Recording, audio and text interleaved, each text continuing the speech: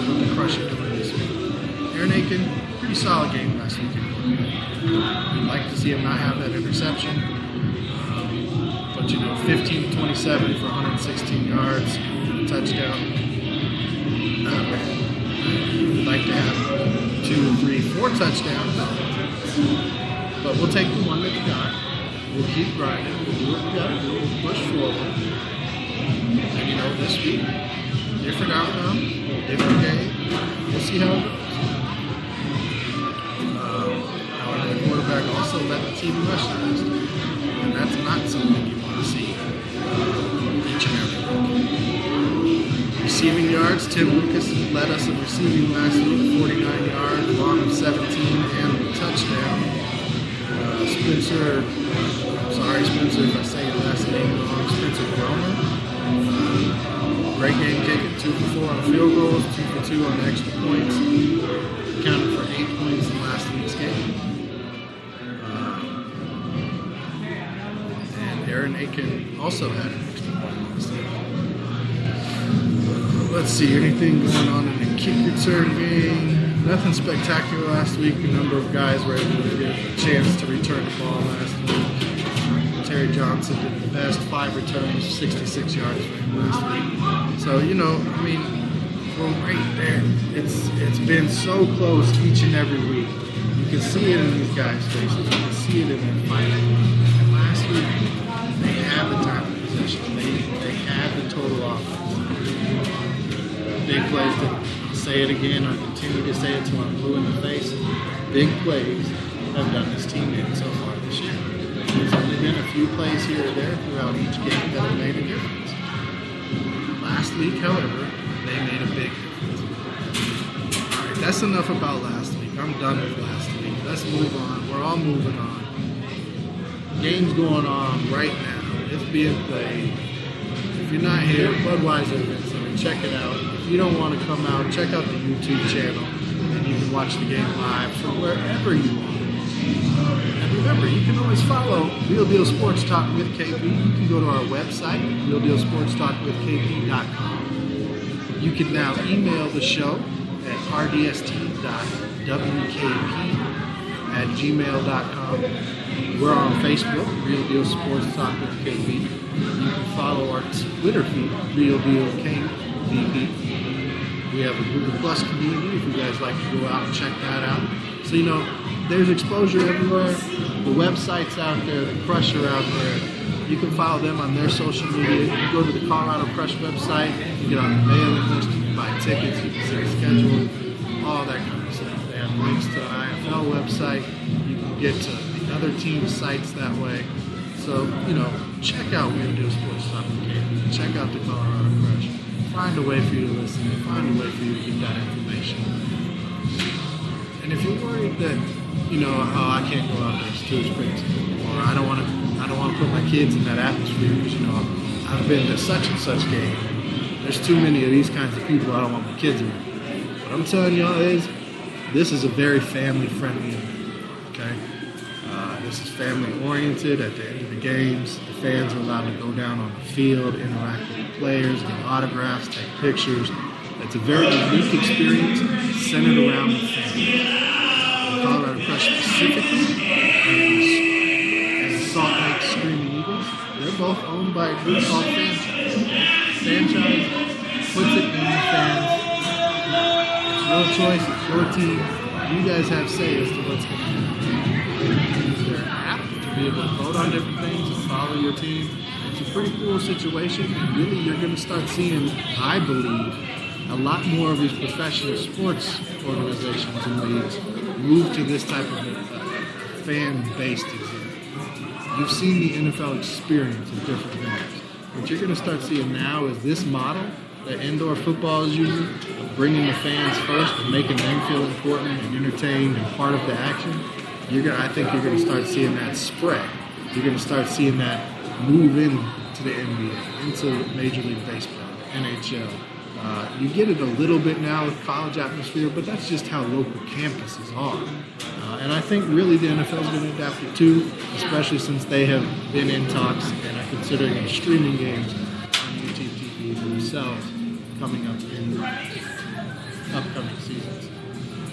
Which, the Crush are already doing. Okay? So let's just get that out of the way, be done with it, and let's get into what we've missed, transactions and stuff, and then we will come back and preview this game. Okay? So some of the stuff that's out there, some IFL news that we've missed since the last time. The IFL and Barron Championship Rings, I hope I'm saying that right, Barron Championship Rings, have partnered up. Barron Championship Rings will be producing IFL's championship rings for the players, and moving forward, the Hall of Fame rings for the IFL as well. So congratulations to both organizations on that. That is something to be really happy, excited, and proud about for that going down. Let's see if we can't see who some of the players of the week for week 3 were, as they were announced before last week's game as well. Week 3 players of the week were Offensive Player of the Week, Derek Bernard, quarterback from Nebraska Danger, as he helped the Nebraska Danger top the college impression, 54-36 that week. Defensive Player of the Week was Tyree Robinson, the defensive back from the team we are playing today, the Spokane Empire. Special Teams Player of the Week was Tanner Graber, kicker of Wichita Falls Nighthawks. Those were last week's IFL Players of the Week. So congratulations to those guys for winning the Player of the Week honors for week 3. And that's really mostly the news. There's a couple other stories, mostly just about the scores that are out there. The Barnstormers were able to spoil the Green Bay Blizzards home opener. The Storm edged the Danger. What else? That's pretty much the big news as far as stuff that we've missed for IFL things since the last time we were together. As far as games that we've missed and scores that were not out there, let's go back and check some of those out. Alright, so we know the Nebraska Danger were able to take out the Colorado Crush the last time it was 54-36. We talked about the Crush and the Rattlers game from last week. Wichita was able to stay undefeated with their victory over Cedar Rapids, the Titans, 42-23. Sioux Falls Storm was able to take out the Nebraska Danger 42-28. And these are games from the 11th, the same day as the Crush played the Rapids. On Sunday the 12th, the Barnstormers, like I had mentioned, beat the Green Bay Blizzard 49-30 in the Blizzard's home opener. And Monday the 13th, Spokane, tonight's opponent, edged out the Salt Lake City Screaming Eagles 41-35. Those are the games that we missed from the last time we spoke. A lot of transactions have taken place in recent weeks. We're not going to cover every team. I'm going to kind of cover what the Crush have done since the last time we spoke. On the 9th, Colorado had to put Malik there. They signed him. And they put Ace Clark on short-term IR, the linebacker. And let's see, we had some more transactions this week. On the 15th, the Crush took and signed Eric Brundridge, wide receiver from Westchester University. They also signed Marquise Avery, wide receiver out of San Jose State.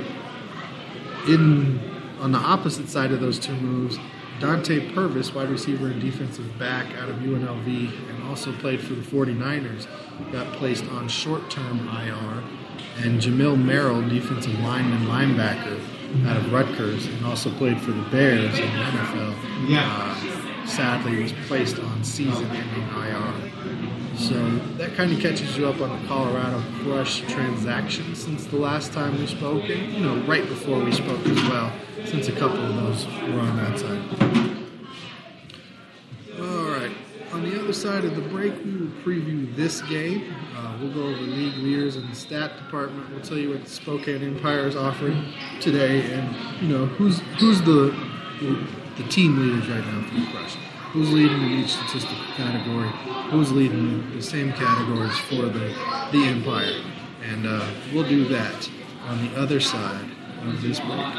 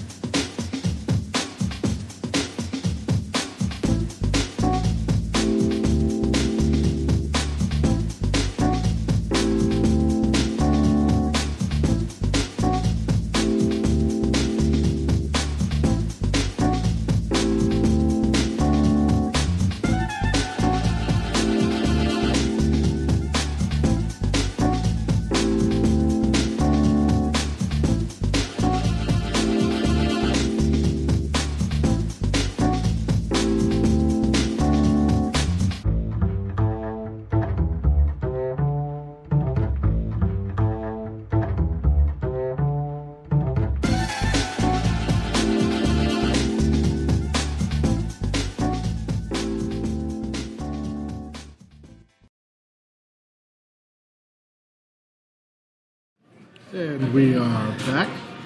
It's nice to take breaks, give me a chance to get something to drink, use the restroom if I need to. So we're back, we're going. Let's get into it. Didn't mention this earlier, but if you have anything you want to text in while the show's going on, the text line is 720-515-5597. And again, you can email the show as well. We now have an email address specifically just for the show, rdst.wkb@gmail.com. Many ways to get a hold of the show: Facebook page, Google Plus community, follow us on Twitter, go to the website. We got the text line. We're trying to do it big, starting from the bottom. We're going to bring everybody up with us. That's how we do it. That's how we keep it real. We're going to keep it rocking, keep it rolling. And let's move into today's game. I'll tell you what we got going on, okay?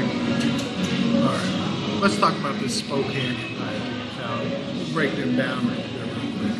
So this Empire team comes in today sitting at 2-1, okay? They're sitting at 2-1, and they're in our conference. This is a conference matchup. This is what we need to get, okay? They are above us in the conference. The best way to get good seeding for the playoffs, for the championship run, is to win your conference. Should have started week 1. We'll go ahead and start it this week on the Spokane Empire team. Okay? They come in 2-1. They're averaging 42 points per game. Okay? A little more than 42 points per game. They have wins over Salt Lake Screaming Eagles, who beat us already. And they have a win over the Green Bay Blizzard. Okay? We have not faced them yet, but we do face them this season. Their one loss, they lost by 1 point in double overtime to Wichita Whitecaps. Okay? So they very easily, this is a team that can be sitting at 3-0 right now. They're 2-1. They're feeling good about themselves. Okay?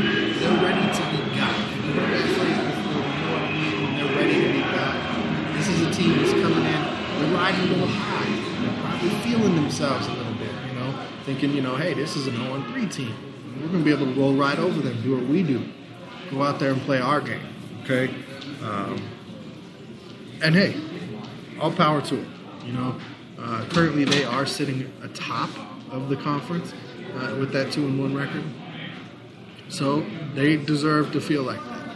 Now, all you athletes out there know, if that's all their mindset is, if they're not focused on what they got to do today, they're going to get got. We're going to get them. That's how that's going to work. Period. And I'm looking forward to it. I'm looking forward to the big boys stepping up and doing what they got to do today. I'm going to tell you what I saw before the game here in a minute. Okay? Let's talk about Spokane stat leaders. Who's leading this team in what categories, what they got going, okay? Right now in the season, they're averaging a little over 230 yards a game. Around 97 yards rushing, 136 yards passing. Like I said, a little over 42 points a game. They're allowing right around 215 yards a game. They're only giving up 31 yards rushing a game, okay? That's something we need to try and take advantage of today. I think we need to expose them a little bit, to test them on that. They're giving up 41 points a game.